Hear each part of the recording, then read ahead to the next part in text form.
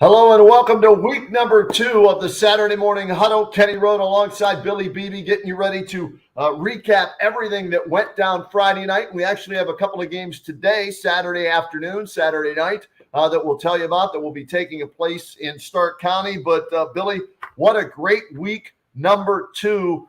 We had a phenomenal game, Northwest hosting Marlington. It was a one-score game last year. It ended up being a one-score game this year. Northwest gets the win 22-14. Isaac LaFay, he's a three-way player for the Indians. Offensive lineman, defensive lineman, and he kicks for them. He's going to join us a little bit later on in the show at 11 o'clock to talk about that big win, and they have a big game next week against Louisville. And the food, I am still full from the food, and we'll show some photos of how the Northwest Touchdown Club took care of us. The boosters do it each and every year. I'm still full from what we ate there yesterday. So a great night for the radio crew of Dan Belford, Mark Miller, Denny Kincaid, and yours truly on WHBC Radio and Mix 94.1. What about your streaming game? Dude, there was I guess defense was optional last night or what? Yeah, defense when you need it towards the end. We knew whoever got the last stop would win. Green and North Olmsted in a shootout. I think that's the most points I've ever seen in a game I've done in 6 years doing high school football. 51-41 the final. I followed Green as they went through that Final Four run last year, Kenny. We made sure we wanted to go out there and check those guys out this year. It was tremendous. A big game. They throw all night. I think they only rushed the ball because they had to kill clock at the end. Other than that, their quarterback, Robbie Klockner, threw 50 times. Holy cow. Wow. And Mark Geist, their head coach, is going to join us a little later in the show as well. Also, our TV game last night, the Alt Care TV game, Frank Salona, Derek Philo, Coach Elmer Sheets, Bob Jeffries.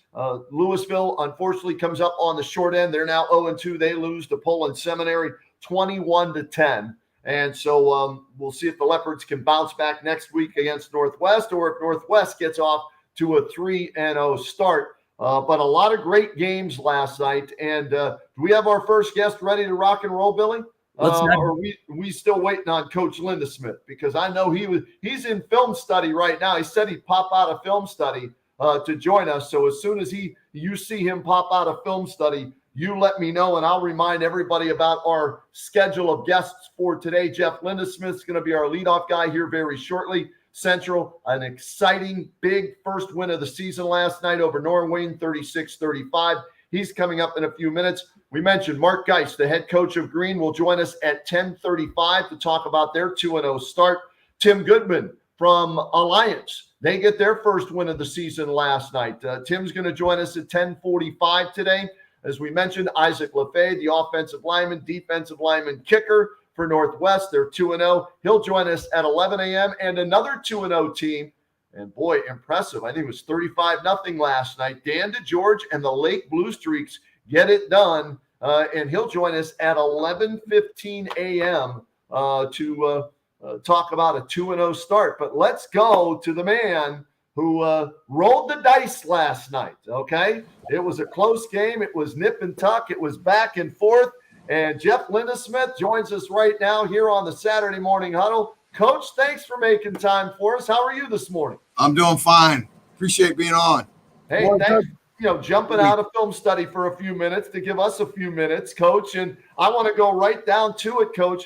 And we'll talk about some of the individual players, but you're trailing late in the game. You get the touchdown on an Alex Anderson run with about 30 seconds to go in the game. Take me through your mindset there of going for 2 in the win, and you guys eventually get it done.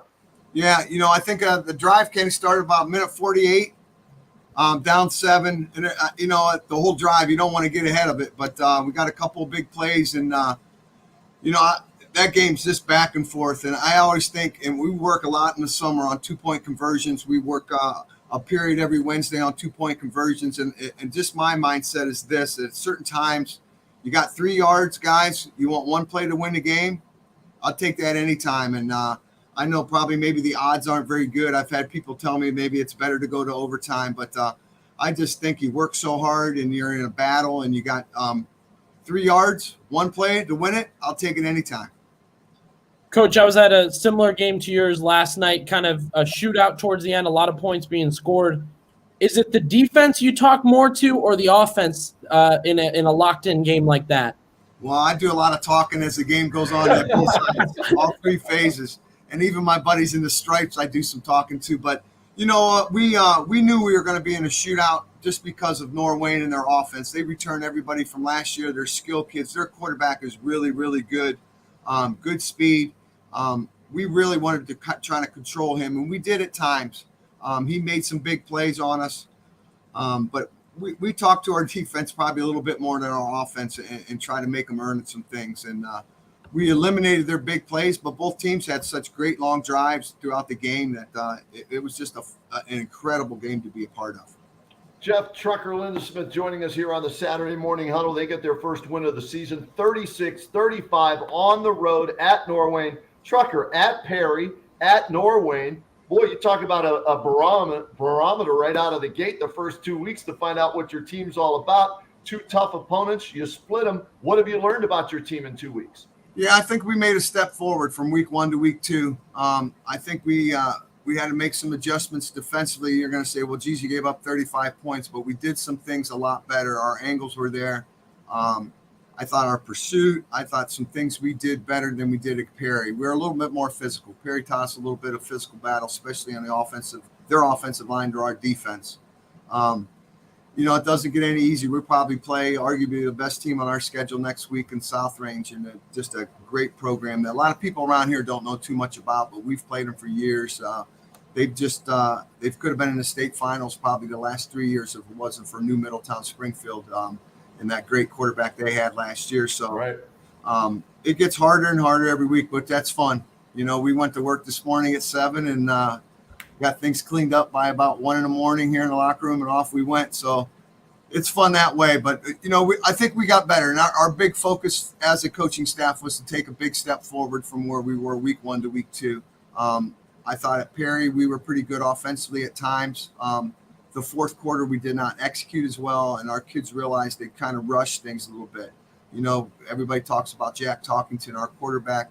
He'll be the first one to tell you he missed some passes in the fourth quarter at Perry. He did some things that he doesn't usually do, but it's really the first year he's playing both ways, and that takes its toll mentally at times, and especially when you're a quarterback. And he had some big throws last night. He played such a consistent game. Both sides, especially in the fourth quarter when we needed him. Billy, let me jump in real quick on the 2-point conversion, Coach. Did you have that play? Was that number one on your list? If you were going to go for 2 at any point in the game, is that the game winner that you felt the most confident with, giving the ball to Jack? You better believe it. We have 3. We have 3 plays that we've worked on since July, and that was probably the first one that I liked. We worked on it Thursday. We just run it a few times to give them a couple different wrinkles that we may see defensively, and we saw exactly what we wanted. They thinned out. They didn't necessarily. We gave him a tight end, and Jack sees a seam. I mean, he's a load. So, if he has a gap, he has a guy in front of him blocking. Usually it's pretty good. But, we knew exactly what we were going to do. Coach, we kind of heard from a couple different coaches last week talk about week 1, how important week 1 is. How well do you think your team put away the loss and headed into this week? I think pretty well. We really try to focus on maturity. I mean, we're watching film right now. We just got done working out, and we'll do a little period where we'll talk, and it will be over. We'll close our eyes. We'll focus a little bit on what we just saw in South Range, and you got to be mature enough every week to move on. You learn from your wins, hopefully, and you will learn from your losses. We did not do a very good job last year. We had some kids return after wins last year. We did not do a very good job letting that game go. It's nice to get patted on the back every once in a while, and it's good to go. But people don't understand. We say come Sunday evening, we have everything out to our kids on what they need to do. It's time to refocus, and I don't think we did a very good job of refocusing. And I have a meeting here in a half hour with this team, and we'll talk exactly about that, Billy, for sure. A little bit more about Jack Talkington, if you will, Coach. Over 300 total offensive yards, a couple of rushing touchdowns, the big 2-point conversion. As you said, so much on his plate, right? You're relying on him so much, especially at a small school too, right?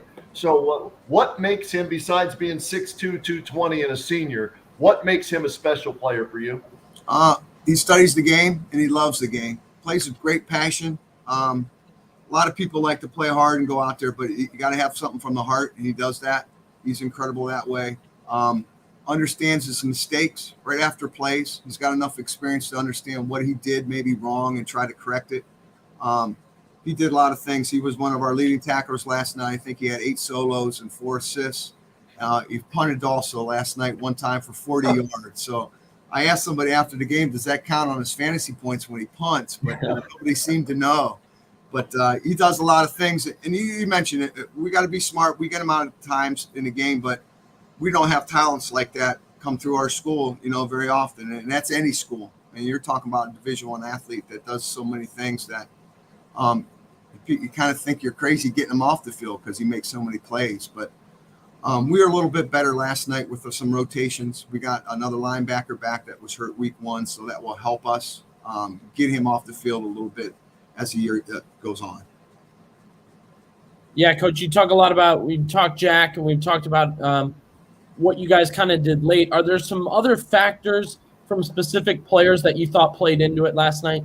Absolutely. We did some things, offensive line, like TJ Perkins had a big night last night, and we did some things with him where we not necessarily gap down or base blocked. He arced and got into the secondary on the second level a lot for us last night on some of our reads. We readjusted some blocking schemes on the outside with their defense, and we thought TJ did a really, really good job for us. Jimmy Kane on the outside had some really big catches. We got our jet motion going with Danny Boron, Jack Hopkins, and their overall speed. They can run. They're not burners. I mean, we're not talking 4.4 kids, but they're 4.6 kids. And they made some really big cuts for us, made some really big first downs for us. And I think there was only 2 punts in the whole game last night. People were going for on 4th down. We're at midfield, and, you got 4 or 5 yards. We were going for it. And both teams were just saying, let's play some football and go. So more fun that way. Yeah, it was a lot of fun. You're right. And I don't know how many coaches like to punt, but obviously you want to change the field at times. But we just put those offenses on and let them fly. Yeah, it was a lot of fun. Hey, Truck, congrats on the first win of the season. Get back to film study, and we'll talk to you again soon, either here on the Saturday Morning Huddle or on the Kenny and JT show, all right? Yep, I appreciate it, guys. Have a great day. All right, there he is, the head coach from the battling, what's JT? No, the fighting. Is he calling them the Fighting Crusade? JT, he comes up with his own term. I think they're the Fighting Crusaders of Canton Central Catholic and Jeff Lindesmith. A big win for them after a 51-28 loss at Perry. And then you go on the road to Norwayne. And as he mentioned, I'm looking at their schedule, Billy. South Range at home. They finally get a home game, South Range, next week. Then they're at Salem. They've got Alliance at home, who got their first win yesterday, at Lutheran East, Menor Lake Catholic, East Liverpool, Jackson, St. Thomas, the rivalry matchup to end the season. So they play a daunting schedule, but he figures that if they can get through that schedule with the experience they gain, the tough battles that they played in, and if they can stay healthy come playoff time, they can make a deep run. So we'll see if it works out for Coach Lindesmith this year.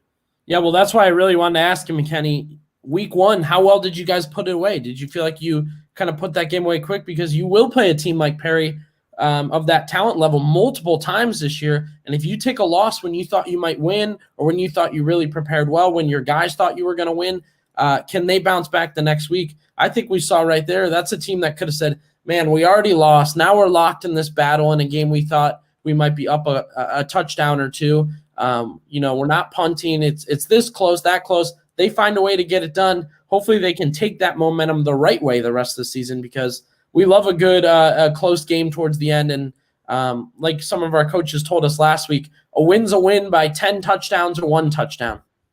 Absolutely. The scores from week 2 are scrolling across the bottom of your screen right there. So see what your team did last night. And Billy, let's talk about some of those games that maybe we didn't do. We'll get into the deets, I guess, as far as we know. I thought McKinley was going to play a close game with Fitch. I don't have a lot of deets about them. All I know is 38-14 McKinley on the road. Again, tough schedule to start, right? At Menor, at Fitch. They lose. They're off to an 0-2 start. And next up for McKinley, we're going to do the game. It's the Pro Football Hall of Fame radio game of the week next week on WHBC, Dublin Kaufman. So last year they started 0-2. They were able to turn it around under first-year head coach Antonio Hall. We're going to see if Coach Hall can do it again this year after an 0-2 start. Well, I was kind of keeping my eye on that game as mine was going on, Kenny, and I saw about a touchdown per half for the Bulldogs. So you say to yourself, how long does your defense want to hit the field again without the offense scoring?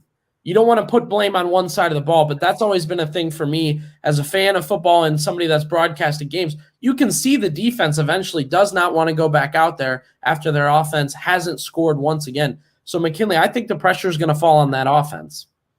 So we'll see if they can bounce it back and get a win next week, and we'll have the game for you on WHBC Radio and Mix 94.1. And always streaming at WHBCsports.com along with the other streaming game. You have options to pick from there. Massillon, it was interesting. Rick Worstel, who does the Alt Care Stadium show with me, right? 1981 state championship quarterback for the Bulldogs. We were talking about Glen Oak and Massillon. And Glen Oak with a big win, put up 51 points in the week one win. Massillon played a very good, maybe one of the best teams in the state in their week one game, and that was a loss at home to Moeller. How would both teams respond in week number two? And did we get a good sense of what each team was about in week one? Well, Glen Oak, I thought they would play for a half with Massillon, and then Massillon would pull away. And from what I understand, that's pretty much what happened. Wiltrell Hartson, another big game. He was our player of the week last week. So he racked up the yards, scored touchdowns on the ground, and 35-7 was the final. Massillon wins it over Glen Oak. And if you're Coach Scotty Garcia, it gives you an idea, right? Massillon's considered one of the better teams in Stark County this year. And it gives you an idea of how far away you are from maybe being the best. And, okay, you played with them for a half or whatever it was. Something to build on, take the positives out of it, but also try and correct the negatives. No doubt. I think it's going to be tough for Glen Oak. You talked about, Kenny, year two, Scott Garcia trying to get that program back on track. They get a huge week one win, 51 points. Then you head to week two. You knew you were kind of dealing with the bear or tiger of Massillon. And next thing you know, you almost have 51 points put up on you. It's got to be tough for them right now to gauge where they're at. Like you said, you kind of have such a difficult opponent in week two compared to your big win in week one. Glen Oak, I think, is a team we're going to keep our eye on and really watch to see where that program is when they get maybe into a little bit more of a middle ground with their opponents.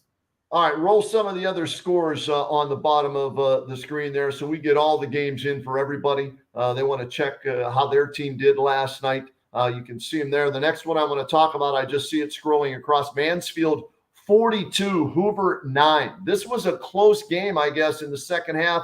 Even in the fourth quarter, it was a two-score game in the fourth quarter, 21-9, and then Mansfield pulled away. Hoover with a big week one win. Again, they were a team we wanted to see, Rick and I, how would they respond in week two, right? Lost a lot of kids to graduation, but had an impressive win in week number one.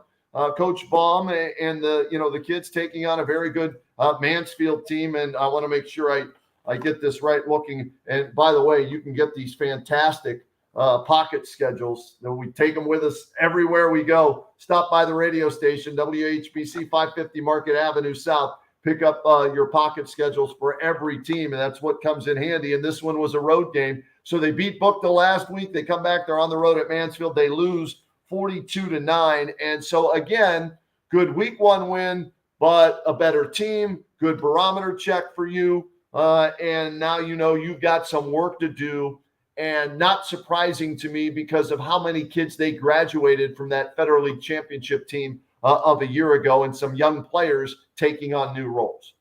Well, certainly a defensive team last year with Drew Logan and Mike Shimmick creating a ton of pressure. We talked about it. They were 61 points to only giving up 7 in their final 3 weeks, and that includes games against Jackson and McKinley. However, you head into this year, I did their game last week, Kenny. They looked like an offensive team. They were throwing the ball when you thought they'd be running it. They were passing all over Bookdale. They were running the ball well. So I kind of said, I'm going to keep my eye on if this team holds things up on offense. Doesn't look like they did so. However, you talked about it was a close game, close enough heading into the fourth quarter. So you feel like that defense might be better than we thought it was after week one. Again, another team looking to find, okay, week one was great. Week two, not as good. Where's the middle ground for the Hoover Vikings? Yeah, we're going to find out. We look at them, Hoover next week. And they're fun. I'll say that, though. They're one of those teams that's fun to watch. Both sides. Kenmore Garfield is who they have. They've got 3 home games in a row. They've got Kenmore Garfield. I'll be honest, don't know a lot about them, okay? They've got Louisville after that. They'll be favored in that. That's a home game. And then a really good matchup in the Federal League against Glen Oak. So 3 home games in a row for Coach Brian Baum. Luke Roach, nearly 80 yards rushing last night. Carson Dryland, the quarterback, had a so-so game, didn't throw for 100 yards, 5 of 10 passing in. I think it was Luke Regulio who scored the only touchdown for them in the loss. So, and they gave up a punt return too, which, hey, early on, one thing I've noticed early on this year, kick returns, punt returns, special teams, explosive plays all over the place. We had one in our game last night with Northwest as they were dominating the game, and the only way Marlington got back in it was an 80-yard kickoff return.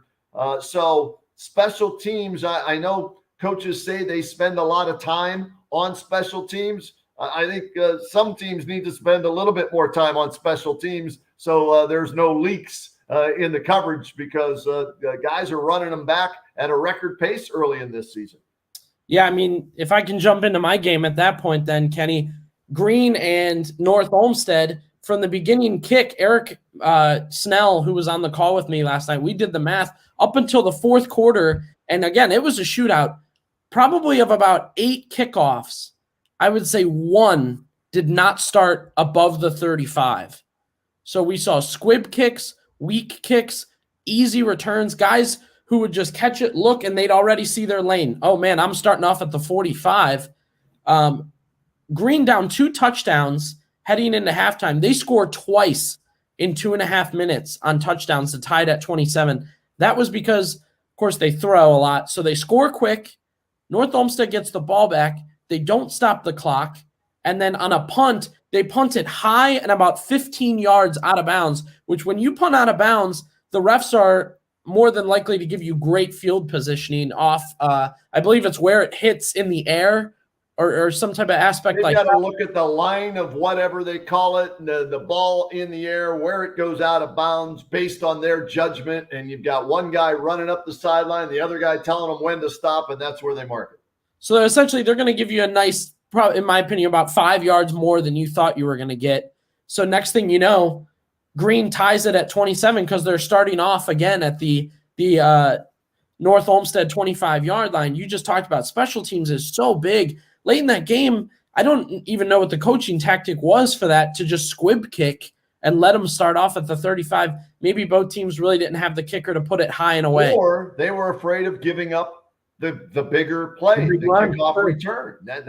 Last night in talking with John DeMarco this past week on the Kenny and JT show, in their opening win at Norton, they returned a kickoff. Northwest did for a touchdown last week. They kicked off, and then Norton returned that kickoff back. So you had 2 plays, 2 kick returns, 2 touchdowns.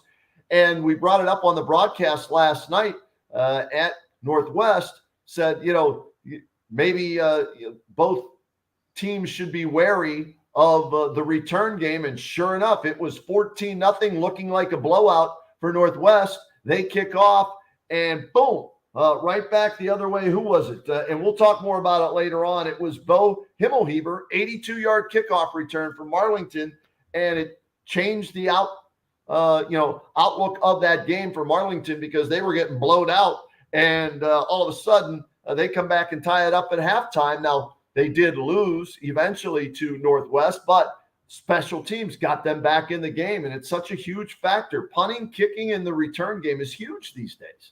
Yeah, absolutely. 2 missed extra points in the first half for us, another one missed late, and then a field goal to seal it up for Green. So you talk about it, Kenny.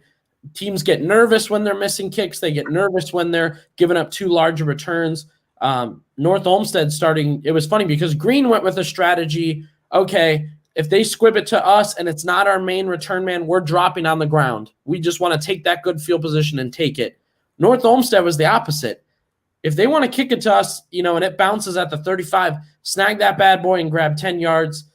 Special teams, definitely something to watch the rest of the season with not only kickoff and punt returns, but extra points. I think we can speak to, overtimes now, close games. One field goal, one extra point is going to matter late. No question about it. Other games to talk about from last night. Jackson, the J. Roar era, opened up with a win in week 1. Well, now he knows what it feels like to lose as a head coach in high school football as his team falls to Mayfield. The final score there, 48-10. Not a lot of offense, obviously, for Jackson in that one. I was checking the little brief recap in the paper this morning. Jackson completed 1 of 16 pass attempts on the night. 1 of 16 and gained only 155 yards of total offense and 6 first downs. Luke Johnson with a 68-yard touchdown run for them. But Mayfield, a good football team. They're off to a 2-0 start. So you look at that and their quarterback, Rocco Monastero, good quarterback, almost threw for 300 yards, couple of touchdowns. Well, actually 4 touchdown passes. No interceptions. So a tough loss for Jackson, but you learn in losses. You find out, okay, let's see how we respond after a win. Let's see how we, play against an equal team to our talent or a better team than us. And so 48-10, a lot of film and a lot to correct in that one. Definitely. We talk about teams finding their identity, figuring out what they want to do.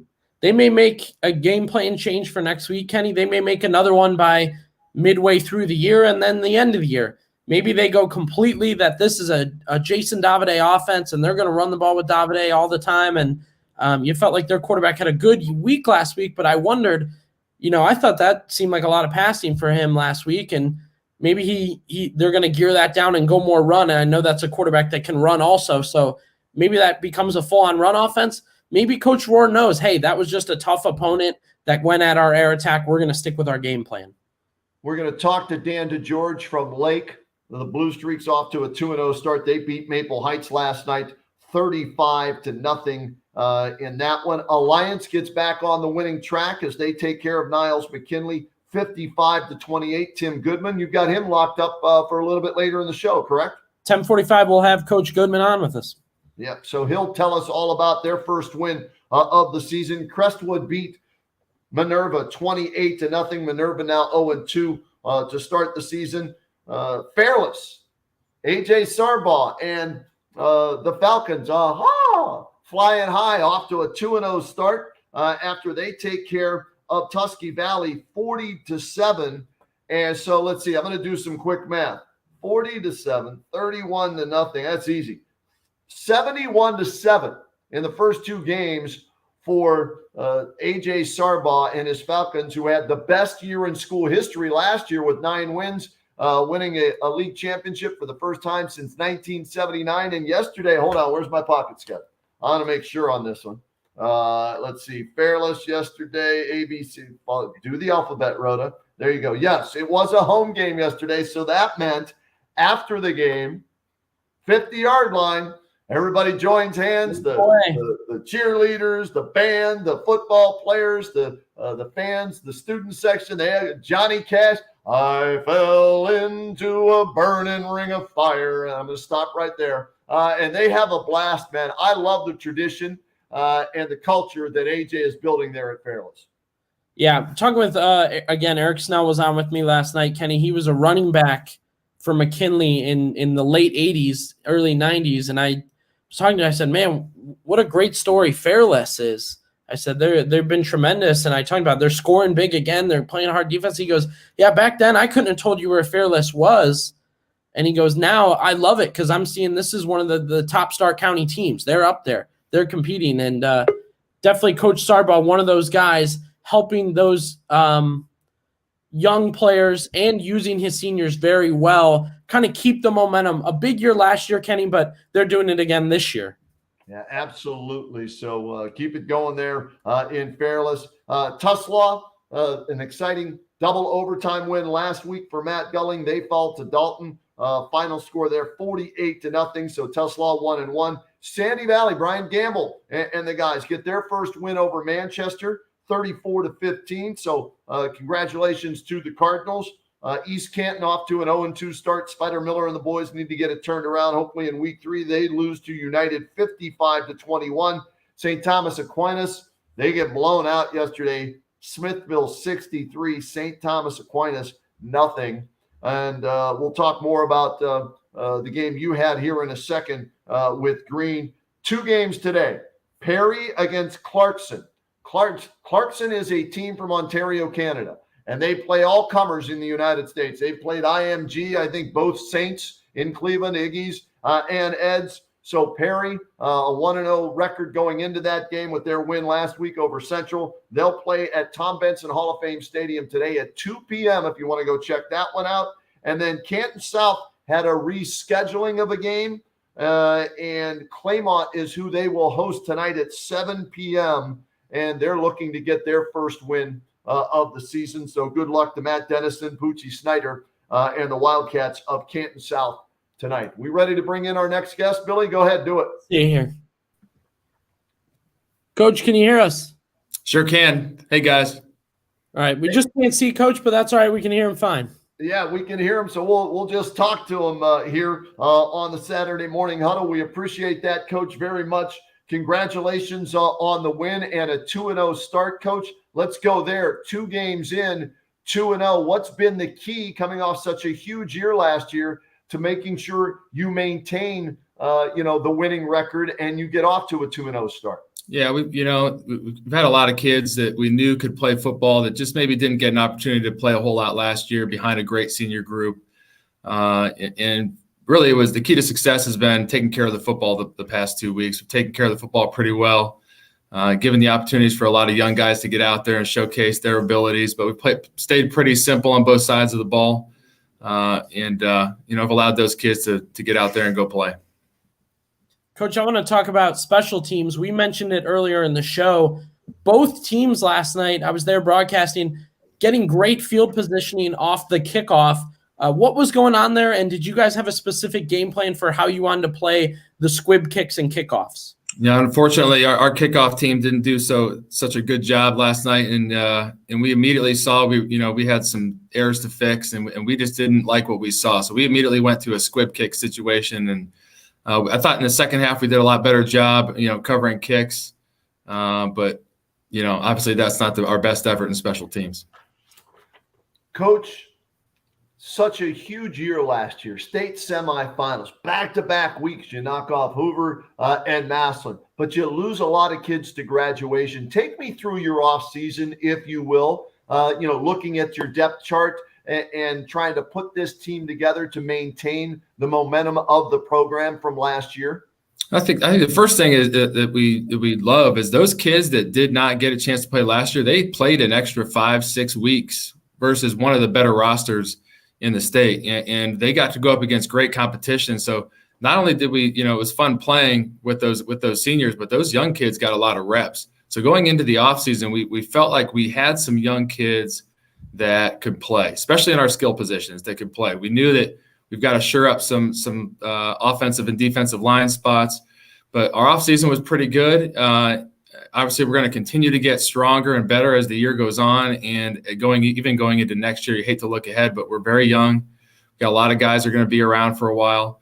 But we tried not to look at depth charts for a while because that was a little intimidating, knowing how many guys you lose. But I felt like our young guys all offseason did a good job stepping up. So it was great to see the last 2 weeks that that hard work pays off. Coach, talking about your offense, you let Robbie Klockner throw 50 times last night. I got to ask, are you throwing 50 times because you have Robbie, or was that a game plan that you thought you always wanted to kind of bring about this season? Well, in our offense, we pride ourselves on one thing, is just take what the defense gives us. And we felt like there were opportunities for last night where we're not on a pitch count. We're not looking at how many times we're throwing it or running it. We're just calling what we think the defense is giving us. And there was multiple opportunities there last night where it just happens to be the right situation where we're going to throw the ball. And whether that's a 5-yard hitch or we have a good look to where we're throwing it behind the defense, we felt like that was just our best chance to win last night, was just to keep throwing it. And also to keep throwing it to the bag man, as we're going to call him, Zach Baglia, 13 catches, 277 yards, 4 scores last night, Coach. Was that in the initial game plan, or was that, okay, they can't stop him, so if it ain't broke, don't fix it? Yeah. Well, we knew Zach has a lot of ability going into the – he's a starter last year, played 15 weeks, probably overshadowed just by the nature of a guy like Trey Martin and Jack Shaw playing and Quinn Simmer. But we knew what we had in Zach. And again, we pride ourselves on taking what the defense is giving us, and we got some really good looks in key situations to where we know with Zach's speed, he can win a lot of times, one-on-one situations. So, but like you said, 13 catches is a lot. 277 yards, I believe, is a new school record for us that breaks Trey's from last year. A special night for him, but not surprised in the fact that we know he has a lot of ability. And he is, by the way, our WHBC High School Football Player of the Week this week, deservedly so. I wish I had him in my high school fantasy league. I'd have won my game for sure yesterday, Coach. That's pretty cool. Yeah, he'll enjoy hearing that. That's awesome. All right, Coach, let's talk about what put a bigger smile on your face last night, okay? 2 touchdowns in 2.5 minutes to close out the first half and tie it, or a big 51-point performance on the scoreboard? I would say answer is C. When it was double zeros on the clock. That was an exhausting football game. But yeah, the end of the half, I thought there was a key situation at the end of the first half where I think we went 3 and out. We're looking at a situation where we might go down 3 scores, and all of a sudden we find ourselves within a minute 45 going 2 scores and getting this thing back to within reach. And I was so proud of our kids because, you know, we're so young, and you find out who your kids are and their attitudes. We were down 2 scores twice and almost 3 scores, and I thought our resiliency was tremendous for a young group of kids. And I want to ask you, Coach, when you're in such a tight game, when you're going back and forth, for you, is it the offense you're concerned about, or you really want the defense to get that final stop? Well, I trust our defensive staff, and they were making adjustments, and I actually stay off that side of the ball primarily during a game. I might click over here and there to make a suggestion, but I have to worry about what my job is. It's the same thing we were preaching to our kids. So, you know, we're just controlling what we can control, and that's getting these guys to play some offense. And unfortunately, you get in a shootout, and your defense may be struggling, but if you're in that shootout, you better score points. So got to stick to what we do. Your quarterback, Coach, it was a battle to win this job after replacing Trevor Van Horn. What was it about Robbie that made you decide he's our guy, and he's obviously rewarded you so far with a 2-0 start and a huge game last night? Yeah, I really like Robbie's leadership and his ability to talk with the kids and understand the offense. He's a very smart kid. And like we said, it's not just, you know, go back there and try to wing it deep. It's taking what the defense is giving you, and we feel like he understands that pretty well. And also, the opportunity for him to be a quarterback means we get Samino Manson, who was the other kid battling that spot out. We get to have him at receiver, and we think he does some great things for us at receiver as well. So it's really, you know, what makes the team the best, and obviously that's working out so far. But we really like what Robbie gives us as far as his intangibles at this point. And also, Coach, Antonio Martin. I know last year you guys really didn't want to play him varsity, but he ended up getting a lot of playing time alongside his brother Trey.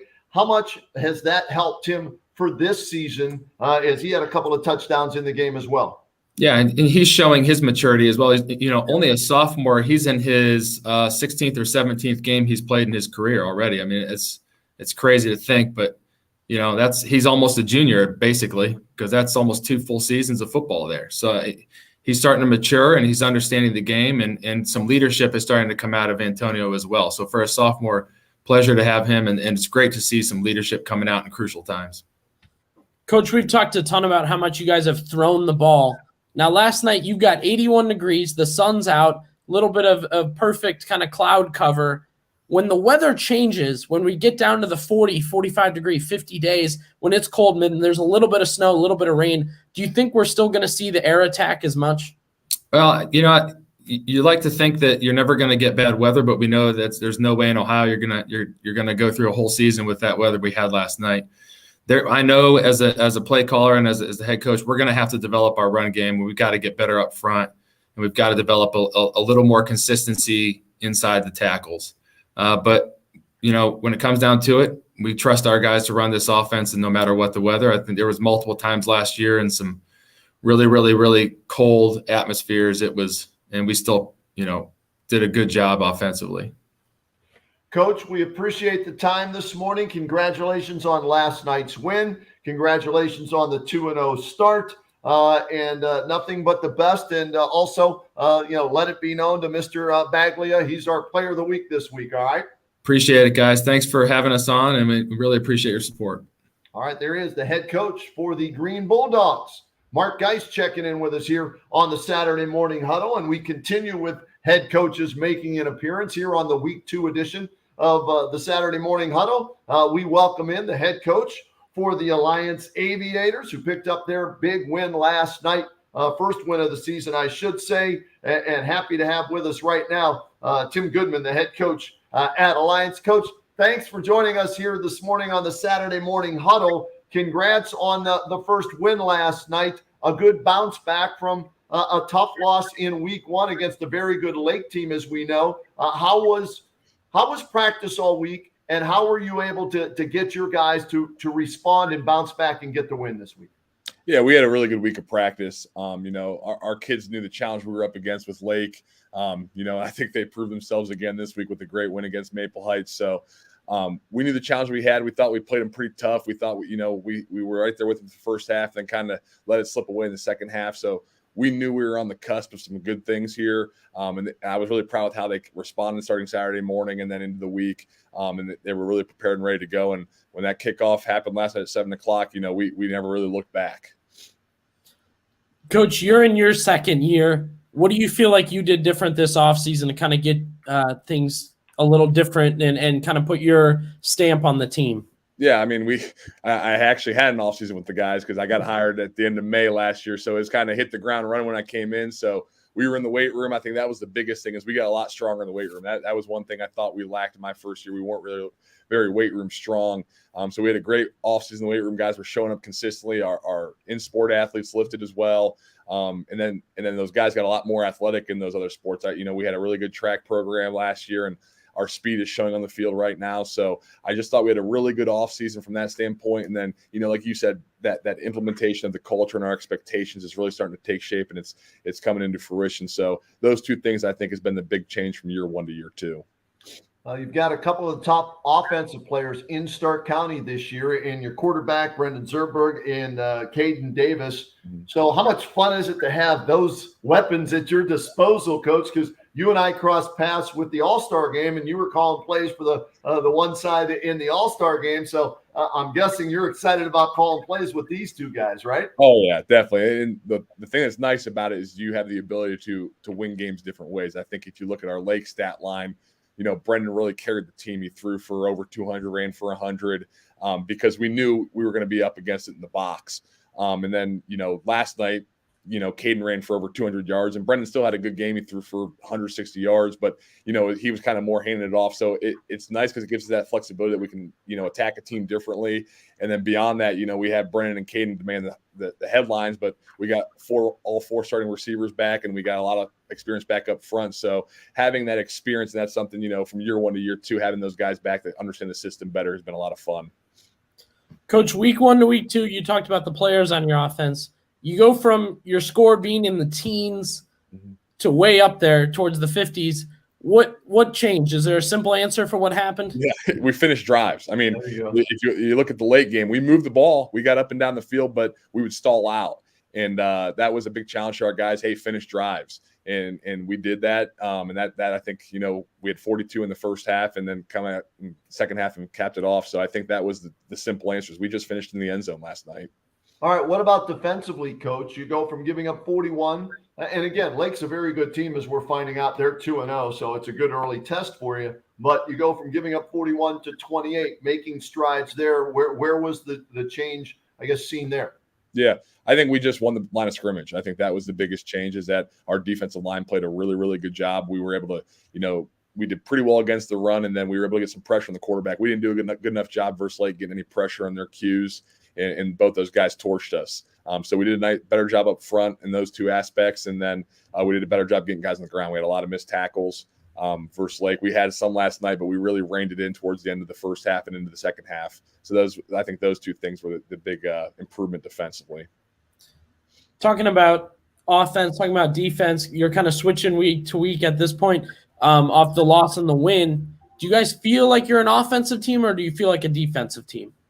I think we have the potential to be both. I mean, obviously we have the experience and the headliners on offense, but I think defensively we're starting to see some guys step up. I'm really impressed so far with that. Adam Zumbar, our middle linebacker, and Jackson Eddy, our other linebacker, had a really good game. We have 3 of our 4 guys back in the secondary, so we rely on them pretty heavily. I mean, De'Avion Jones, who was a first-team All-ABC kid last year, is really, teams try him once or twice and they just go away from him because he is a true shutdown corner. So I think we have the potential to be both. Obviously, we got to get better at tackling, but I like the potential there. And, I mean, as you said, we have the headliners on offense. We have the experience on offense that we should be able to put up some points this year as well. All right. How quickly have you, maybe you haven't, but if you have, how quickly did you turn the page to Bedford? Oh, we turned it already. We just got done watching film not too long ago, and we got to get on to Bedford. And that's what we tell our guys. We're 1-1. We haven't won anything yet. So we got to get ready for Bedford. We know they're going to have some athletes. They're going to come down here. We haven't beat them yet. They're 2-0 against us, so they're coming to our place, and we got to get ready to have another good contest next Friday. Coach, we've talked offense. We've talked defense. Kenny and I discussed it this morning. How much are you guys discussing and working on special teams? That's an everyday discussion, because that's, as you know, a third of the game. And if you don't put your focus on that, it can really bite you in the butt. So Brendan gets a lot of headlines for being a quarterback, but he's also a dang good punter and a kicker. So he does a good job of that for us. And then we're constantly evaluating, what guys can help us, which of our JV guys can play special teams.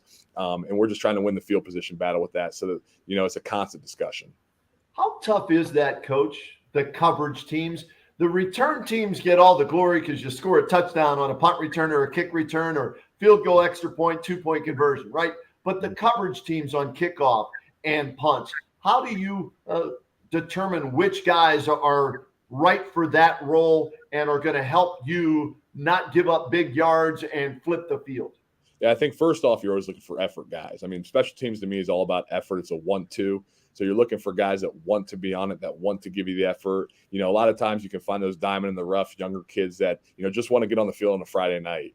So I think that's the first thing. The second team, like you said, on those coverage teams, especially punt and kickoff, you got to be disciplined, because if you get out of your lane for 1 second, there's a seam in there's enough electric players in our county that can make you pay for that. So those are the two things I think we look for, is effort and discipline when it comes to special teams. Absolutely. Kenny, go ahead. No, Coach, I'm curious. This past week, a legend in Alliance passed away in Lenny Dawson. He was 87 years old, Hall of Famer with the Chiefs, led them to a Super Bowl championship, also received an award in the Hall of Fame for a broadcaster, right? So Lenny did everything. And there's this great photo of Lenny sitting in the locker room, and he's smoking a cigarette. There's a bottle of Fresca at his feet, right? The old days, right? But I remember him as a broadcaster as much as I do as a player because of my age in that. What did he mean to the city of Alliance? And how special, is he, I guess, in the eyes of people there at Alliance High School? Oh, yeah. He's a very, very special, alumni in Alliance City Schools. I mean, you walk up and down the halls out here, his picture and his awards and everything are everywhere. There's a big plaque that says, hey, this is a Hall of Fame high school. The practice field that we practice on and our JV team's playing on right now is Len Dawson Field. So, I mean, you go in our gym, there's a huge picture of him there. So he's everywhere. And I think what it means, to our kids is it shows that, hey, you're capable. You can make it from Alliance to go and be an NFL Hall of Famer, and you can have this distinguished career. And I think that's what our kids really relate to. And it's funny, a lot of our kids don't even know who Len Dawson is. But when that news dropped that he passed away, I had a bunch of football players stop in my class and said, hey, did you hear Len Dawson passed away? So, I mean, even though they probably never seen him play, they've never, knew who he was really as a player, they still know who he is. And when that news came out, it kind of echoed throughout the school. And real quick, great story too, right? With the Steelers, with the Browns, didn't work out there. Hank Stram, who had him in college at Purdue, when he gets a head coaching job, he says, Lenny, I want you to be my quarterback. And then, of course, that great Super Bowl where Hank's mic'd up, and we see it on NFL films all the time. Yee-hee! And, he's calling the play. I mean, it's so cool to have a Hall of Famer from your high school and one who was larger than life and did so many things. Yeah. That's something that, a lot of schools can't say, that they have not only an NFL Super Bowl champion, but an NFL Hall of Famer. Right. And like I said, you walk down the trophy case and you see some of the stuff he used to wear, and there's pictures of him all over. And I think it's really a neat experience for our kids that they get to, experience that when they come to school here. Tim, what's going to be the key to maintain this level of play? Good win in week number 2, like you said. You've flipped the script, turned the page. You're on to the next one to maintain this week in and week out to get the consistency to become an above 500 team this year and a playoff team this year. Yeah, like you said, we got to turn the page, and we just have to have a great week of preparation again. We can't be satisfied with this. So that was our message to the kids this morning, is flip the page. Let's get back to work. And like every coach is going to tell you, you got to get better week in and week out. So we got to continue to grow week 2 to week 3. We identified the things that we didn't do well last night that could give us issues moving forward. So get those addressed, have a great week of preparation, and then come out next Friday at 7 p.m. and be ready to win a football game. What do you think the over-under? I know you don't like to look ahead. What's the over-under on maybe passes thrown when you play West Branch? Because I think we're doing that game, Coach. Yeah, that one's going to be pretty fun. I know, maybe not for me, but that's going to be fun for the fans, because those are 2 dynamite offenses with 2 dynamite quarterbacks, and I know everyone's looking forward to that one. But like you said, we can't look past Bedford for 1 second. So I know they got a lot of weapons over there too, but we got to handle Bedford first, and we'll worry about West Branch when that gets here. Coach, congrats on the win last night. Best of luck against Bedford. We'll see you down the road, and thanks for making time for us here on the Saturday Morning Huddle. Yeah, thank you. Appreciate you guys having me on. Tim Goodman getting the first win last night. Billy, man, talk about Caden Davis, Brendan Zerbrug. I mean, that's as good of a 1-2 punch as there is in Stark County when it comes to offenses. No doubt. We put a lot of work in on researching players and stats and numbers, Kenny, but sometimes you just know guys before they even hit the field. Zerbrug and Davis, guys we saw do a lot of great things last year. And Zerbrug specifically, I think when you know a team's got a quarterback that can throw and run at the same time, you kind of take notice of them. We know Stark County takes notice of a guy that can pass just because a lot of guys can run. We've seen so many guys become great running backs. We've seen multiple running back systems. But when a quarterback can drop back and throw, we already talked about Green throwing 50 times, but we know Zerbrug's a guy that can keep that offense moving with the pass. No surprise there that Alliance is taking steps forward. Yeah, good coach. Had a great time chatting with him, like I said, during the East-West All-Star game. And it's a laid-back atmosphere at the All-Star game, so you can get a little bit more out of the coaches and that. But he was pretty laid back right there. It's a big smile on his face, getting that first win.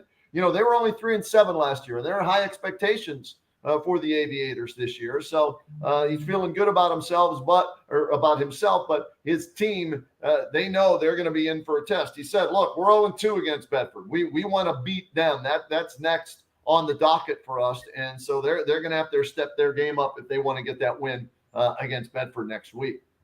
Right. We get excited. We look ahead to the schedule and we look at different matchups. We think about Stark County and who's going to meet who when. These guys, they're focused on 1 week. They talked about Kenny. They're barely past the film of their game last night, and then they're locked in on next Friday. That's it. That's where they can set kind of their mental parameters is tunnel vision Friday. Stay with that. Yeah, absolutely. So kudos to Coach for getting the first win of the season. And Billy, coming up here at the top of the hour, we're going to have Isaac LaFay, offensive lineman. Defensive lineman. Yeah, he'll be the first official player to join us on the Saturday Morning Huddle. O-lineman, D-lineman, kicker, right? So he's coming up from Northwest. They had a big win last night. You have the photos from because I want to bring up and I want to give a shout out to all the schools who took the challenge. We did the coaches banquet right at St. Hieronymus, and we issued the challenge because of Northwest High School. Last year we went to Northwest High School for a game, and they treated us like royalty, right? And they fed us like kings and queens last year. And so I issued the challenge this year. I said, look, Northwest was the best last year as far as press box food. So it's the WHBC Press Box Food Fight Challenge. Who would unseat Northwest? Perry did a great job. Week 1, Thursday night, the culinary arts program there at Perry, fantastic. 3737 kitchen, I think is what it is. They did a great job.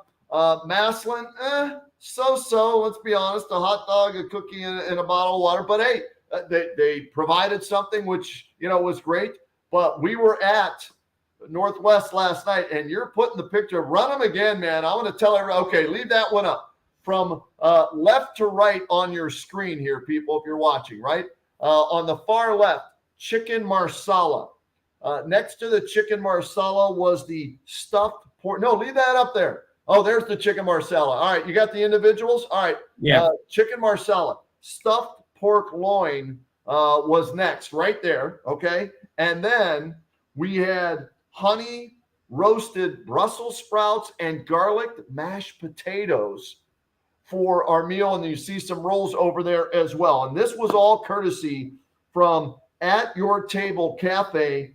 Let me give the address. 565 Towpath Avenue Northwest, Unit B, Canal Fulton, 330-408-7771. 330-408-7771 At Your Table Cafe.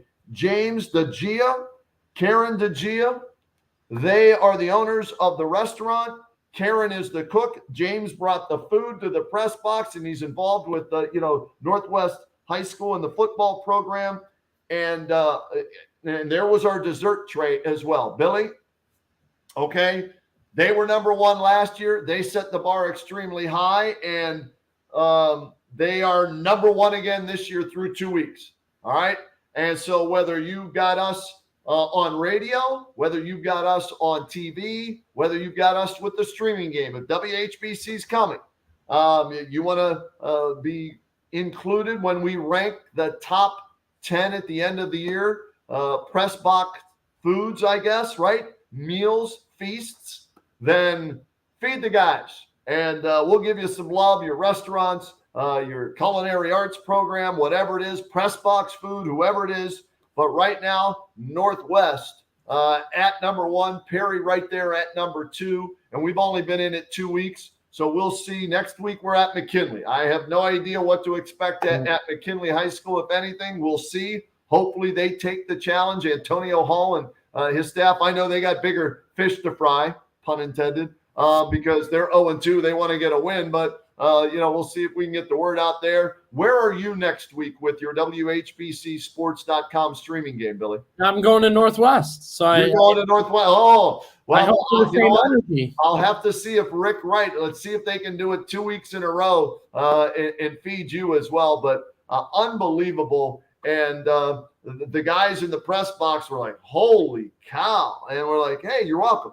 So right. They did a great job. And again, At Your Table Cafe in Canal Fulton. If you've never been, okay, you got to stop in. I mean, Karen, the mom, that's what he said, mom cooks. I just deliver the food, basically, is what James DeGia told us. And it was fantastic. And they cater as well as, you can go there and eat in the restaurant. So it was fantastic. So a tip of the cap from yesterday at our game. And I also want to give, I've got so many things everywhere. I want to give a shout out to the boosters, Rick Wright and the boosters right there at Northwest. They were fantastic, hooking us up with everything like that. So kudos to everybody at Northwest. We had a great time. And on top of the great food that we had, Billy, and the dessert, we had a great game last night. Yeah. 22-14 was the final in that game as Northwest, improved to 2-0 on the year. And I was impressed with the way they started. Then they faced some adversity, and then they bounced back. And they got the win at home in front of a very good crowd. And they love their Indians there in Canal Fulton at Northwest High School. And we love doing games there. So you're going to have a blast there next week, Billy. No doubt. I love that stadium. I think their press box is terrific. As far as food New goes, press box too. Yeah, it's fantastic. right. I'm excited to check it out. I was told they might be looking at new scoreboards here soon too. So Okay. they're staying up to date. What I got to ask you, Kenny, after you did that game, what's the Northwest quarterback situation? Well, there is no situation. It's Chase Badger, the sophomore. And it's, you know what? He threw 3 touchdown passes and a 2-point conversion last night in the win. So, he's their guy, and they have other guys that can play quarterback. But, John DeMarco decided, you know what? Nope, this is who I'm going with. And it's paid off to the tune to a 2-0 start for the Northwest Indians. And it's a well-rounded team. It really is.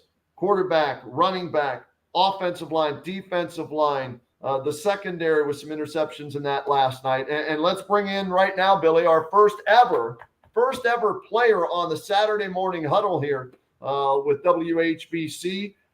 He's an offensive lineman. He's a defensive lineman. He's a kicker, and he's got his boys behind him as well. And we're happy to have with us Isaac LaFay from the 2-0 Northwest Indians. Isaac, congratulations on a 2-0 start to win last night. Thanks for joining us. How are you this morning? Doing great. Thanks for having me on. Hey, we appreciate you making time for us. So before we get to last night's game, what have you guys done this morning? Film study, lifting, and what'd you do this morning already? All of the above. Lots of film. We just finished a light lift, and then we did a run down on the turf to loosen up a little bit from the game. So a good win last night for you guys. You beat Norton in week 1, but you knew it would be a tough one against Marlington, and you jumped out to a big lead. They come back, tie it up. All of a sudden at halftime, it's a ball game when it looked like it might be a blowout. What was said in the locker room last night, Isaac, to get you guys maybe refocused and get the momentum back to get a victory? I think the coaches were aware that we were essentially shooting ourselves in the foot. We were having personal mistakes. We had a couple turnovers on offense, and we really just needed to rally behind what we knew, what we were coached to do, each of our jobs as our positions, and really just come together as a team and fight back for the second half. Isaac, we see on our kind of streamer down there, you're playing offensive line, you're playing defensive line, you're kicking. Do you have a favorite? Defensive end is certainly unbeatable. The feeling of tackling someone is just phenomenal. So definitely that. Getting after the quarterback, right? Defensive ends are getting paid these days, right? I mean, that's where the money's at, man. If you can get after guys in the NFL, not only is the money there, the glory's there as well. So a lot of times the O-line and D-line don't get a lot of hype, but it's fun when you're winning and the D-line gets some credit like that, right? Absolutely. Well, hey, Billy, check this out. I was looking at the stats that our stat guy, Denny, set to us, right? It was a close game. That's because of special teams. Defensively, Isaac and his mates on defense held Marlington to 17 yards rushing is what we had them for, 75 yards passing. So under 100 yards of total offense is all they gave up. What was the key last night defensively to keeping that offense in check, Isaac? They ran mostly run, and we practiced all week for it. We practiced for ISO, power, and counter. And we just repped that constantly, and each position knew their job, and we made sure that we had to communicate. That was super important to make sure that everyone knew which play we were running, so we knew our assignment. And really, we just had to come out and stay as a team and make sure that they didn't get any breakaways. So we had the team tackle, which is something that we definitely improved on from last week. We certainly ran to the ball and group tackled, which is super important. It'll be important next week as well. Yeah, my game last night, Isaac, I was at Green. We saw a lot of arm tackling, just kind of putting out one arm, see if you can grab a guy. How important is it to have good form, not only for you as an individual tackler, but when you guys kind of swarm the ball as a group? Oh, it's tremendously important. I think it's necessary, actually. But once you get into the higher level teams, arm tackling just doesn't cut it. And it's super important, especially with getting the good technique, to have the rest of the team follow through with it. Because you can have good technique and stand up a guy but not be able to get him down. So it's important for the whole team to blitz and to make sure that the guy is tackled.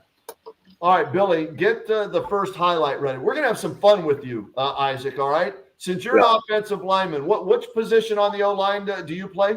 Right tackle. All right, so you're on the right side, all right?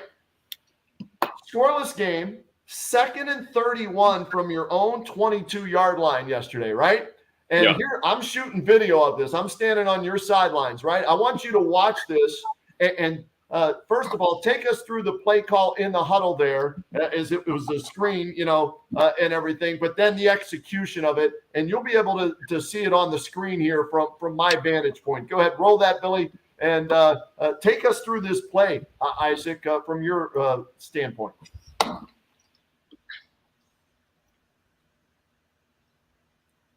Yeah, so this was a screen right, and our running back, H-back, Connor Satterfield, he's actually right behind me. He did a great job running down the line, but I actually took the wrong gap and hit the inside instead of the blitzing linebacker. But thankfully, I was able to run back outside, and the pass wasn't messed up too much by my presence there. Thankfully, Connor was able to catch it. But I was in good position there to block. And then Caden had a phenomenal block on that receiver and opened that wide open for Connor to just go straight down the line, touchdown. Connor, man, nice wheels. You turned on the afterburners, dude. That was a great job by you. You were coming right at me. I was worried they were going to knock you out of bounds right into me, but you didn't let them. So kudos to you on that sweet touchdown grab and run on that play. And you mentioned the blocking downfield, Isaac. That gets overlooked so much, doesn't it? Everybody has to, you hear Bill Belichick, do your job, 1 of 11. And if everybody does, you get results like that, right? Yep. What about this play here, Billy? This is the game winner. It's tied 14-14 in the fourth quarter. Let's see. Is this the one you have, Billy, the game winner? Yeah. Take me through this one as you guys put this in just the day before at practice, I heard. Is that right, Isaac? Yep. And I believe the play is just Harper.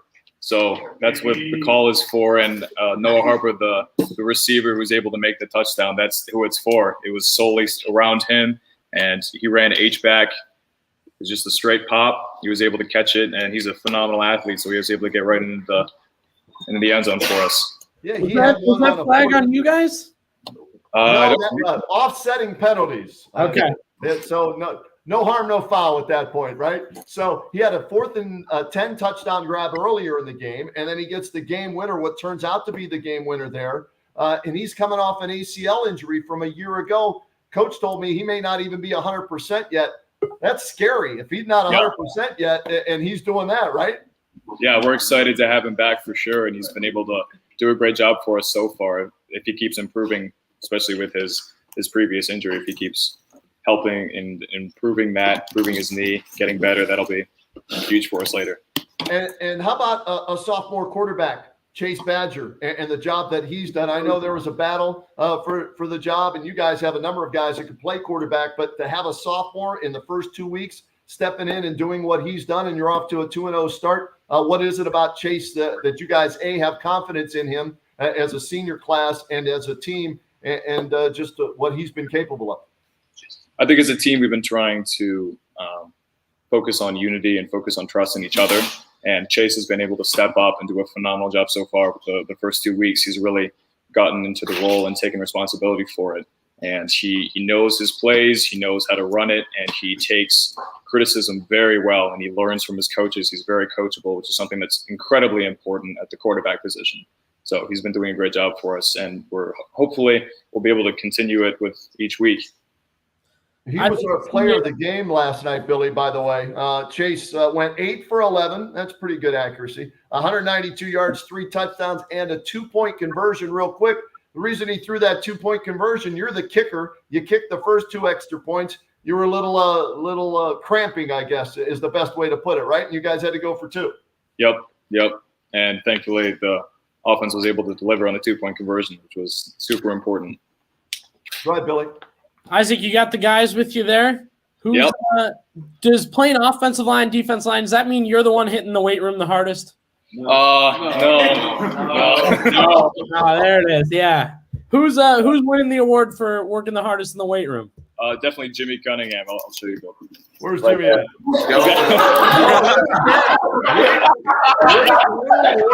Right there, right?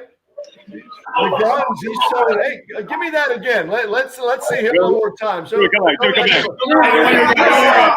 Come on back, big fella. If you're in the time over there you go. There he is. All right, I like it, man. I gotta say, I'm impressed that you guys all had the same answer. You guys all knew right away. Yep, for sure. He works his butt off, and who's all around you? Who's all behind you? Give some love to your guys before we let you go. Who's everyone behind you? This is Kyler Maraga, the running back. Austin Wright, quarterback. We got Connor Satterfield, H-back linebacker. Noah Harper, receiver. We got Landon Cross. We got receiver. Ethan Nicky. I don't know if you can see him. He's a receiver good corner. We got Cody working with defensive end. We got Riley Plotner, big man back there. O-line, D-line. Owen Ryanford, O-line, D-line. And then we got everyone here. So, yeah, all the varsities ready to go. All right, here's my last question for you. We knew who the weight room warrior was, no hesitation. Let me see if the guys behind you agree on this. ACT test. Well, who's the best guy? There he is, right? I was told you got a 35 on your ACT. The highest I think you can get is 36. Where's that come from? Are you a good test taker? Is he just the smartest guy in the world, fellas, or what? Yeah. It was a 34, but 34. Okay, 34. Yeah, there we go. Billy and I added our ACT scores together. We didn't equal 34, so you're still, hitting it out of the park on that one. Hey guys, congratulations on the win. Isaac, thanks for making time for us this morning. And I know you guys will enjoy this a little more, but a huge one next week, right, against Louisville. So this one's going to be put to bed pretty soon, right? Oh, yeah. It's already to bed. We're on Louisville now. So now we got preparation. We have film. We need to make sure we know the keys for that and then prepare the whole week for it. Congratulations on a 2-0 start. Best of luck against Louisville. Isaac and all the guys, thanks for joining us this morning. And we'll see you again at Northwest, all right? Absolutely. Thank you. All right, outstanding. Isaac Lefay, offensive lineman, defensive lineman, kicker, and 34 on his ACT score. That's not a bad combination, right? He's going to make somebody happy at the next level as a student and as an athlete if he elects to go there. So they're off to a 2-0 start, Billy. You know who else is off to a 2-0 start? The Lake Blue Streaks. And joining us right now here on the Saturday Morning Huddle, their outstanding head coach in his 10th year. Look at that, nice and big and blue, lake across his chest. Feeling good. Dan DeGeorge joining us right now. Coach, thanks for making time for us. We appreciate it here on the Saturday Morning Huddle. Congrats on the 2-0 start. What's been the key to that 2-0 start to this point? Yeah, appreciate you having me. We played two really good teams in Alliance and Maple Heights. We haven't turned the ball over much. We played really, really solid defense. We'd be able to hit a few long passes for us, which has opened up the running game. So I like where we're at. Still need to get a lot better, but our kids are playing hard and they're buying in and looking for ways to improve their play each week. Coach, when you guys went into the offseason, when you sat down to kind of get everything prepared, how big of a sigh of relief of it was for you to see the same names, those guys returning, some of those seniors coming back, juniors coming back? Sure, that's always a great thing when you have a lot of returning starters. We played a lot of young guys last year, and that showed at times. A lot of turnovers, a lot of penalties, but just getting those quality reps and game experience under your belt has been huge for us, offensive line-wise, at the quarterback spot, the receiver spot. The key, though, is having a great offseason so they come back not only with experience, but stronger, faster, and more hungry to find a way to win. Coach, let's go back to week one, if you will. I had 4 and 5. I do my top 10 each week, right? I had number 4 versus number 5 in that game, and whoever won was going to, move up in my rankings. 41-14 against a very good Alliance team with the, one of the best 1-2 punches in Zerbrugge and Davis, in the county. How were you guys able to bottle them up defensively and still put up 41 yourself on offense? Sure. Defensively, we did a really nice job. Their quarterback is an excellent high school quarterback. I think he was 21 for 23 versus something like that. So we tried to force him to throw the underneath stuff and tackle him, not give up the big plays. We had to try to bottle up Davis. We worked hard on running to the football. Ron Viscount, my defensive coordinator, does a great job of getting our defense ready each week, and they were. And we were able to hit some big plays in the passing game, and then that opened up the run as well. So it was a good night for us. Alliance is an excellent football team. They're going to win a lot of football games. Coach, we've talked with a couple different area coaches this week and last week. I keep hearing some light mentions, but I think we know how important it is in the trenches, the O-line, the D-line. Of course, running backs are going to get talked about, quarterbacks are going to get talked about, but coaches can't help but mention, hey, my D-line was great. Our offensive line was great, how they shifted, how they turned, how we went about the game. No, absolutely. That's spot on. It was one thing we told our kids this morning watching film last night versus Maple Heights. We won the battle up front on both sides of the ball. It took us a while to get that going, but we eventually won it on both sides, and that was the key for us to be able to run the ball, be able to play solid defense. And when we get into the league, the Federal League, we know how tough that is. If you can win the battle of line of scrimmage, you have a chance. Coach, how important was it for you to see how your team would respond after a big opening week win, right? All the hype in the paper, 41-14, Alliance, you beat them, you handled them. And for them to come out and be able to put that, in the back of their minds, not get too big-headed, and then respond with a 35-0 win over Maple Heights yesterday. Yeah, you've been coaching football long enough around the game. Many coaches talk about the growth that's made from week 1 to week 2. A lot of times that's one of the most important weeks of practice. And we challenged the kids hard. We didn't let them, read the paper or talk about what was online because we're really not that good yet. We have the potential to be. And our kids responded last week. We had our best week of practice. They played that way last night. The game plan is to do that same thing again. We enjoyed the win last night, but it was back to work today and looking at the next step.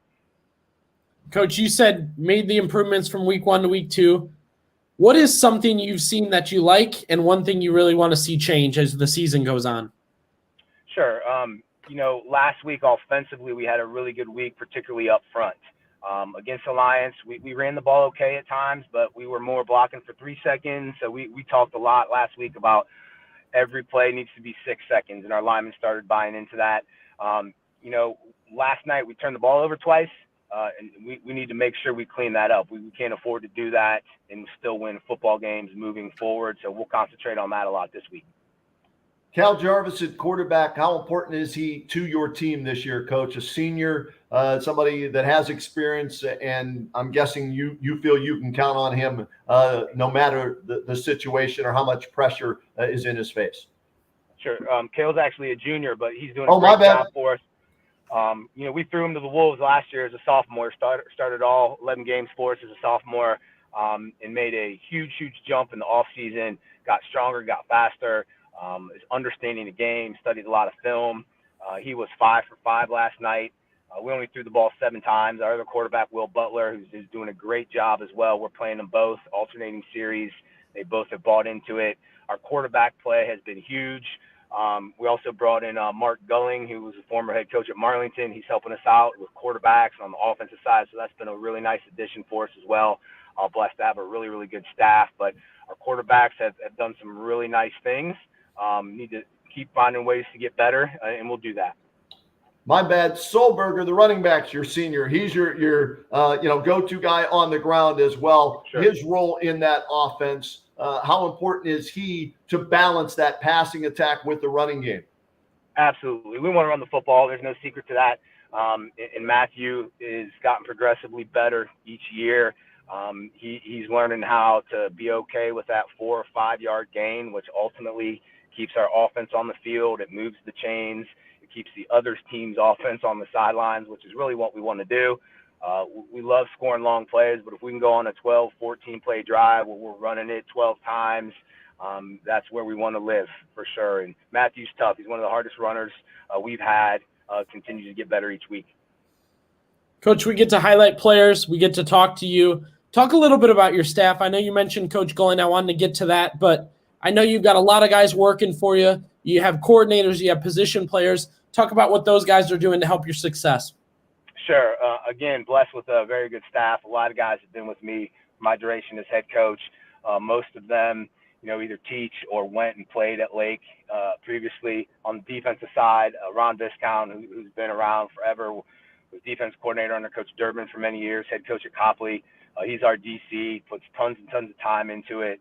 One of the best coaches I've ever been around. So he runs our defense and does a great job of that, along with J.R. Supis and Coach Joe Anderson. And offensively, Frank Palatos, my offense coordinator, does a great job getting us prepped, along with Mark Gulling, Bob Sachs, and Scott Tripp, our offensive line coaches, and then Miguel Hunt works wide receiver. So great group of guys, put tons and tons of time in that a lot of people don't see behind the scenes in our meetings, at home, at night, during the week. So blessed to have a really good group working with me. Coach, some guys might not want to bring in former head coaches, a little worried maybe about their job security or whatever, but you've done it in the past. We did the game last night at Northwest a few years ago when he was let go at Louisville. You had Coach DeMarco on your staff. What is it about your approach to that where you want to bring in those minds and be part of your staff for however long it might be? Sure. If I'm the smartest guy in the room, we're not going to have much success, right? I'm no dummy there. So finding guys that, first of all, love and want to be around kids and are good influences on kids is the first thing.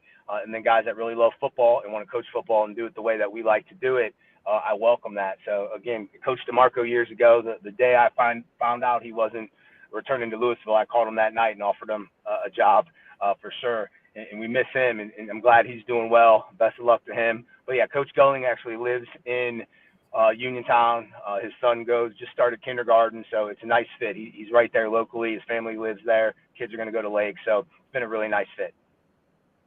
So I'm counting the years. Kindergarten, let's say, will you still be there? You're hoping to still be there, right? Yeah, I hope. Yeah, we'll see. You never know, right?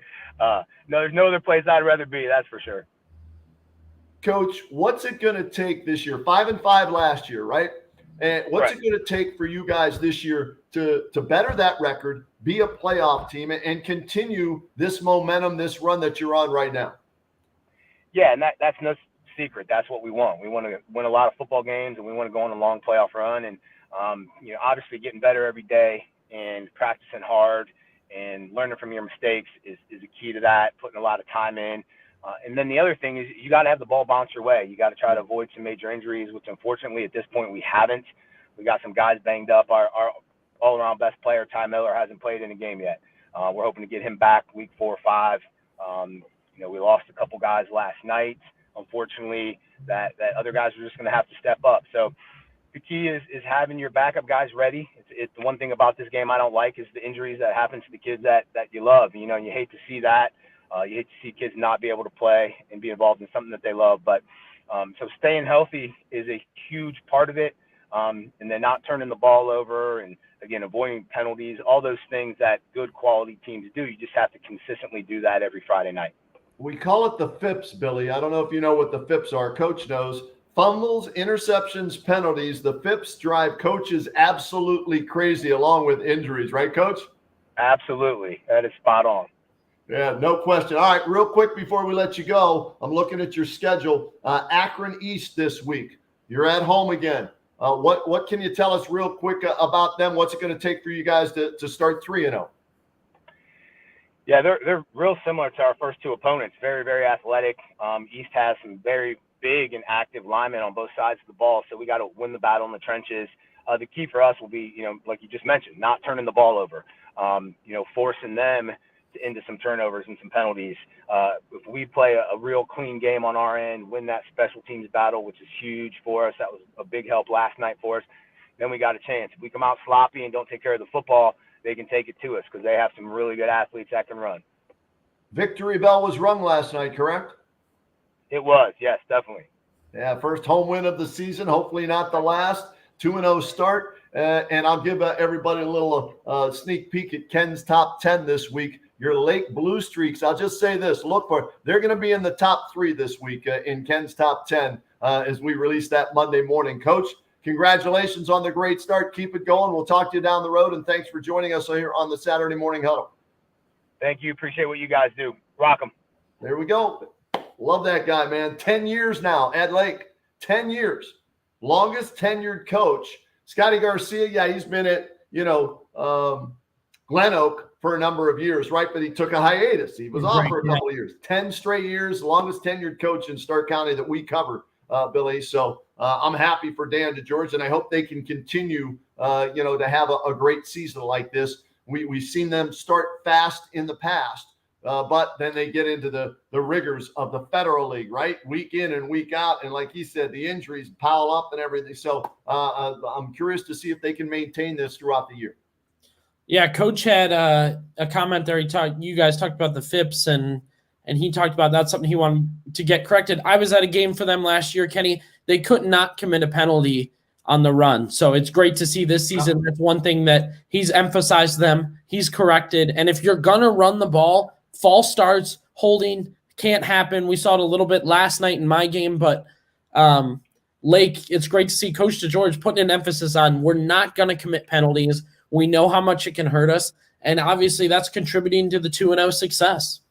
And we talk about FIPS, fumbles, interceptions, penalties, right? I was just texting with the guys who did the game, the Alt Care TV game of the week last night. Louisville loses 21-10? They lose to Poland Seminary last night. They lose by 11 points. They fumbled the ball 6 times. Derek Philo just, I texted him, starting with the fumble on the first play of the game. 6 fumbles. Troy Davis had to be, does he have any hair left today? I don't know. Because you fumble 6 times, you're not going to win. I don't care who you are. And they lost by 11 points. They're 0-2, Louisville. But 6 turnovers like that, 6 fumbles, you can't do that. No, absolutely not. And Green threw 1 interception last night, and I felt like that was the game. I felt like, oh, man, the 1 turnover is going to make the difference. You talk about it, 6 fumbles. Can't do it, but I'll have Louisville next week. They'll be at Northwest, so interested to see if that's something they put an emphasis on all week long at practice. Let's roll on the bottom of the screen the week 3 games. We want to remind everybody there are 2 more week 2 games taking place today. Perry is taking on Clarkson from Ontario, Canada at Tom Benson Hall of Fame Stadium. That's a 2 p.m. start today, all right? And Canton South has a home game against Claymont. They had to reschedule. The previous team, for whatever reason, they're out. So Claymont on the schedule, 7 o'clock tonight. Canton South 0-1, looking to get their first win of the season. Coach Dennison and the Wildcats. Perry 1-0, looking to go to 2-0 for Zach Slates. But there are the games for next week in our game. And I'll be curious. We're going to try and get them on the Kenny and JT show this week. Antonio Hall, he's not pushing the panic button. Long way to go, right? They started 0-2 last year, the Bulldogs. But you want to turn this around sooner rather than later. And week 3 was when they turned it around last year. So Antonio Hall, hopefully will be on the Kenny and JT show this week. We'll talk to him, preview that game as they get to play at home for the first time. But it's Dublin Kaufman, and they're a pretty good football program. And Mentor, Austintown Fitch, Dublin Kaufman. And then you start up after that with Perry in the Federal League the following week. So that's as tough of a 3-game start to a season that anybody's going to play in Stark County. Completely agree. And we know Massillon kind of had the same situation. They know how good their schedule is going to be. Now, they caught Glen Oak in week 2, but Massillon may get to a midpoint and be in the same spot as McKinley just because of how their schedules are. However, I'm interested to hear that interview, Kenny, because what is the key to getting this team back on track? Is there something major that they haven't done yet, that they keep doing, that they need to eliminate? Everybody make sure to tune into that because I know that'll be a great interview. Rick Worstel pointed it out to me. He said, look, statistically at Mentor, they won most of the statistical categories, but mistakes, penalties, turnovers, you can't have those. The FIPS, you just can't have those, especially against better teams. You don't want them against anybody, but against teams that are your equal or better than you, you can't afford to have, the FIPS and lose the turnover battle, lose the penalty war. You just can't do that. No, and that'll go into coaching and that'll go into the actual players on the field. So those 2 aspects, you're going to see that come alive Friday, hopefully, if McKinley can kind of clean those 2 things up.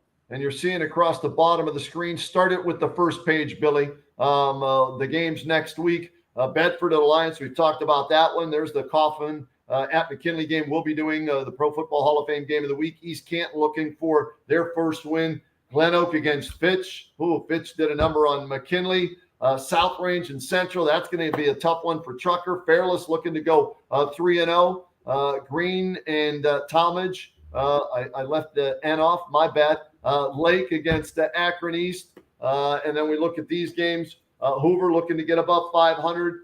Melbourne hosting Waterloo. Massillon at Mansfield. That'll be a tough one for the Tigers. Jackson at Boardman. Louisville at Northwest. You'll have that. WHBCSports.com streaming game of the week. Marlington looking to get their first win under Coach Morrow. And Minerva at Beaver Local. And then rounding it out, St. Thomas 0-2 looking for win number 1. Tuslaw 1-1 against Tusky Valley. Perry and Euclid, we'll see what Perry does today. So those are games next week that we'll be covering. And then that'll happen on Friday night. And then we'll do this all over again on Saturday morning, because that's why it's called the Saturday Morning Huddle, right? Absolutely. We'll get the guests. We'll be on talking to you about our players of the week, what happened. The big one, Kenny, the one we want to see, who's snagging their first win. I think by week 3, that's a huge motivation, a huge kind of dangling carrot that these teams need to get is, can we snag our first win? And I'll be interested to talk with the coaches how big a deal that is in their locker rooms when you grab win number 1 after, certainly you want to grab it in the first 2 weeks, but once you get to week 3, it becomes the talk of not necessarily what did we do in the offseason or what are we looking at this season, but can we get that first win? Congratulations to the WHBC Player of the Week. Could have went to a number of guys, right? We could have gave it to Chase Badger from Northwest. 3 touchdown passes, a 2-point conversion. The sophomore helped Northwest get the win. But look at those numbers right there. Zach Baglia, the bag man. He bagged them last night, 13 receptions, 200.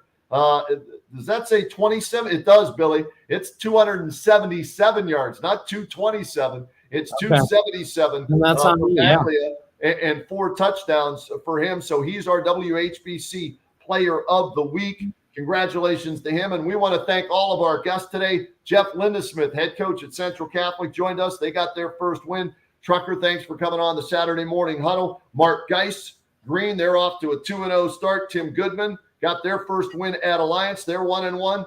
Isaac LaFay and all his boys, right? The entire team from Northwest joined us as Northwest is off to a 2-0 start. Dan DeGeorge, they're 2-0 at Lake, and he joined us as well. A lot of fun in week number 2. Looking forward to being with you again next week, Billy.